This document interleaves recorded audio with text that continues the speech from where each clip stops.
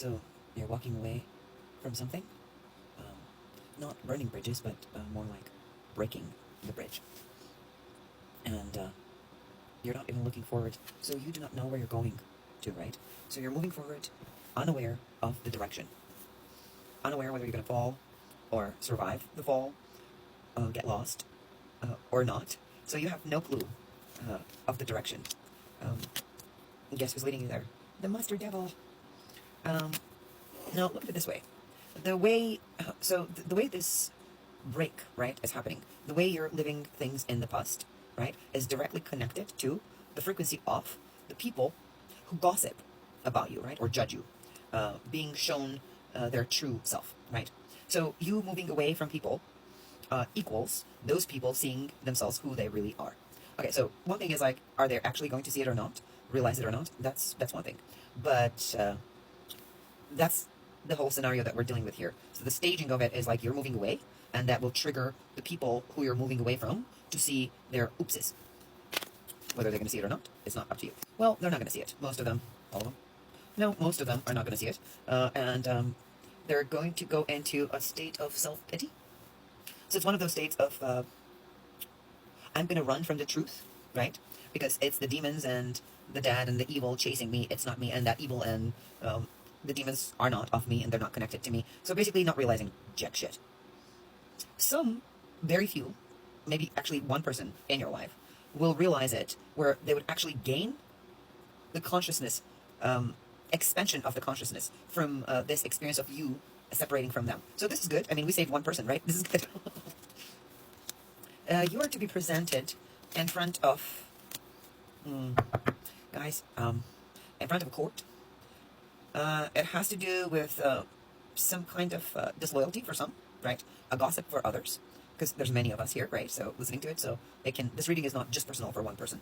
It has to do with radical differences. So like duality, never integrated. So like two people, right? They're different, and when two people come together, they must integrate into one, right? So that's a lot of people. So for example, I am a father, a mother, a daughter, and a son, right? So there's four of me, not Trinity, but four of me, fine. Like we can do Trinity. We can do father, mother, and a child, right? No gender, just a child. Trinity. So another person, father, mother, and a child, needs to integrate with your father, mother, and the child. Now, if they don't integrate with you, and then there's a division, and this relationship is never going to happen. So some of you here are either going through, going to go through a breakup or a divorce. So there's nothing, I just have to tell you, nothing. I know it sounds terrifying, and I know it feels terrifying, but it's really not. It's like one thing ending, another beginning. But since you don't see the beginning until the thing actually ends, because that's how it works, you will never see the beginning enter or start in your life until the end is complete. So the end is happening of the relationship that you are in. I just want you to know that. This is an end. Complete end. There is no return, because the conflict is too severe, and conflict is within yourself. So this conflict that is between you and your partner, right, is so strong and so violent in terms of spiritual, psychological trauma that you are in conflict with yourself. So you are arguing with yourself at all times. You're really, really worried about finances. And what I have here is that the finances will come as soon as you're alone. Okay, so listen very, very carefully. Anyone of you who's listening who has problems with finances, because this reading cannot relate to everyone, at least all of it, right? So in terms of the financial aspect, who is suffering with it, the reason is the connection with the person. So as long as you are with this person, the shit is not going to fly high.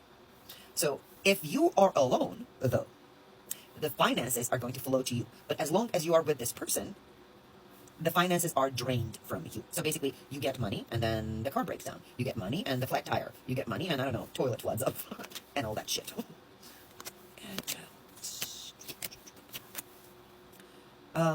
Nurture your inner child. So look at it this way. They're asking you to take care of your inner child. In what way? Tend to it. Tend to your girl inside of you. Tend to your boy inside of you, right? Tend to your inner child. Do not force yourself to be a grown-up. Instead, nurture that child inside of you. Feed the child. Care for the child. Do not deprive the child. So it's like basically take care of the child.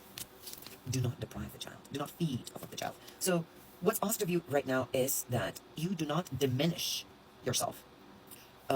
to raise others. You do not, or validate others. You do not disregard yourself completely to give space to others. What's asked of you is to give space to yourself, to have respect and cherish yourself, to care for yourself. And yourself, in this case, is your inner child, like your little girl that you were, your little boy that you were, that was not tended to, that they were supposed to when you were growing up, like so. Shower that child with love, care, magic, beauty, all kinds of, sing to that child the songs of love and hope. Give the child hope, and then merge one with the child. And what I mean merge one with the child, so there's a child inside of you, right? And you must become a child in your mind. And then you must connect with that child through your mind to yourself. Because within yourself, there's a child. And your mind must connect to the child. Once you connect with that child, that sacred energy is going to be stimulated. And that sacred energy is the sexual energy. And, okay, so this might sound really confusing and odd, because we're in America and everything's fucking crazy here. But what I'm trying to say is this. You need to downplay the sexuality, right? The sexuality and the connection within the relationship to a childlike state, to a play-like state. So it needs to be separated from this grown state of understanding of what relationship, be it carnal, or mental, or spiritual, be. It needs to be flowing inside of you as the child would, unknowing and curious. Lack of expectations, lack of knowledge, acceptance of lack of knowledge. What is acceptance of lack of knowledge? Not trying to state your opinion all the time, which I need to learn myself. But a free flow, right? Only child can free flow. So you must free flow your sexual energy, and that is what is asked of you right now. So care for your child. Don't deprive your child of anything. What else are we doing here? In terms of studies, right? So whatever you're learning, so let's say you're evolving to a different level, you're learning something. Here we have something spiritual, esoteric, right? Let's put it this way. Let's apply this word. Some esoteric knowledge, right? And you're expanding on that knowledge. So you know a lot, right, already, but you're expanding on it, so that means you're growing. And as you're growing, you're going to be getting to the state of weaving your fate. What does that mean? So that means mind over matter. That means I am conscious and aware of this being this, and I am conscious and aware that this being this is my thought. So I'm also conscious and aware that I can raise myself above this thought. So you're understanding that you can raise above your thoughts and manipulate your thoughts into action. So create things by thinking, right? That is where you're going into. But the way you have to go into is you need to gather all your strength, and it feels like presently it's going to be like the fight. So what I'm seeing here is that the prevention of movement. So either you might have the obstacles around you, or in other words, better put, surrounding you in the form of friends, relatives, partners, other people, right? Other individuals. You need to cut through them. But the way you cut through them is like this, like not even having a back thought of the person's going to get hurt. Because, give me a second. Yeah. Because when you enter this level of weaving your own fate, right, of being able to create the reality, you're going to affect things around you. If you are to affect things around you, unfortunately, you must bypass the structural thinking and beliefs within your life. And the way you're bypassing them, the way you're asked to bypass them right now, is with a sword. So it's like you're going in to the battle, you're just cutting everything out. That is, so for example, you said something, someone said one word to you, that is negative, cut them. That's what they're saying. They're not saying wait and listen, they're saying cut immediately.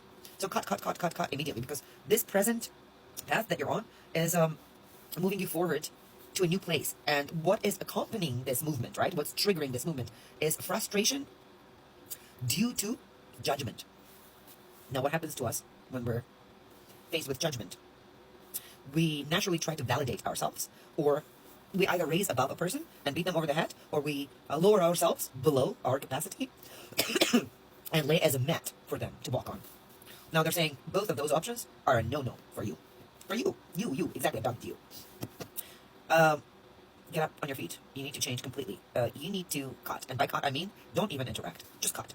Because you're moving into new reality, yet unknown to you. There you have it.